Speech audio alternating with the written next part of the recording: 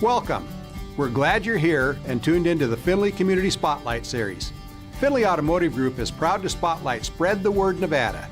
We hope you're inspired by this short video, and we invite you to connect with this and many other organizations at findlayspotlight.com. I was the librarian at Gordon McCaw Elementary School, and books were my passion, and of course they still are. When I would have a book fair way back when, Gordon McCaw was just transitioning at that time where some children were able to bring their money to purchase books, but I had many, many children that would come with just little coins in their hand, and they would ask me, what can I get for this? And I'd have to say, oh honey, there's not enough money. So I quickly changed that, and I always had a cart of books in the back that either had been donated or they were books that were old from my school, from the collection that I'd weeded. And I thought, well, every child is leaving this library with a new book. It was amazing to see the magic of books and the power that it brings. It elevated the stature of that child and made them feel equal to everyone and able to conquer anything. We opened our first school, which was Sunrise Acres Elementary School, in February of 2001. At that time, because we were limited with our books, we had to limit to just pre-K through third grade. Statistically, we know that if you're not reading by third grade, your chances of graduation from high school are much less. And so that's our goal, is to get all children reading by third grade, moving forward, and giving everybody that opportunity, regardless of your economic status or racial status.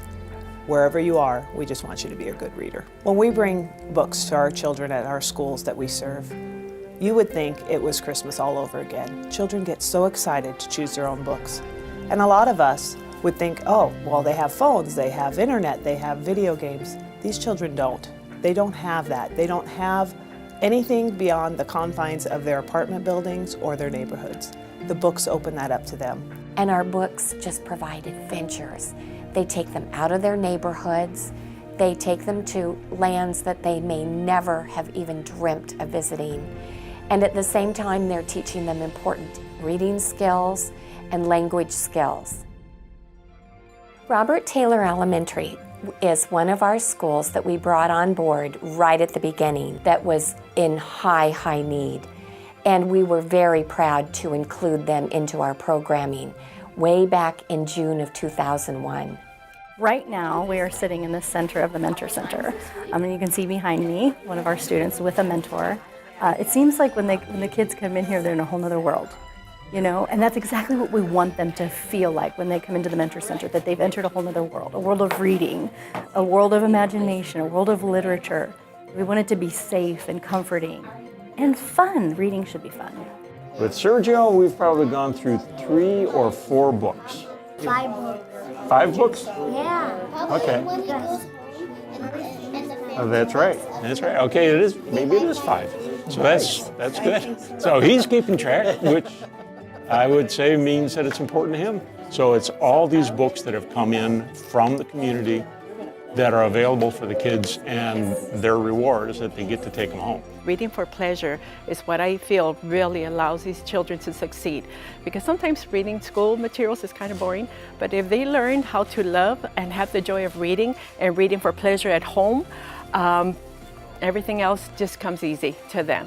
We are using the Mentor Center as an intervention for them. That's 30 minutes that they get one-on-one with adult, focused on reading, engaging in conversation, and building relationships. And that's, to a degree, exactly what those students need, and we're able to provide that to them through the Mentor Center. With that mentorship there, they're able to read that book and enjoy that book, which leads to comprehension, which bridges the gap with greater comprehension skills. So it's a lovely program, it really is. Data shows last year a high spike in the number of behavior referrals that we've seen in the office. This year, with new systems in place, increasing focus on academics and providing more mentorship opportunities like the Mentor Center, we are working to reduce those. We see day by day less and less come through the front office, which is a sign that what we're doing is working, and a sign that what the mentors bring to the table is impacting our kids. and it's good for the students, and good for the mentors too. I think everyone's getting, it's a positive for all of those people involved with it. It's just this wonderful little one-on-one, I'm special, from the child's viewpoint, I'm special, someone cares enough about me to come every week to see me. That's powerful. So is Spread the Word Nevada working? That's a question we all want to know, and we want to make sure, because we're working hard to make this happen, and is it impactful? And so we partnered with UNLV, and we worked on some studies. We looked at our children's test scores. This was back in about 2011. We looked at our CTR test scores for children that were being served by our program and for the neighborhood school that was right in the same neighborhood that wasn't being served, and what was the difference between the test scores of those children. We found that the children that attended our schools that we serve were 23% more proficient in literacy than children who were not served by our programs. So when we say 23% increase in literacy rates, we're talking about schools that are starting in the 19 to 20% overall.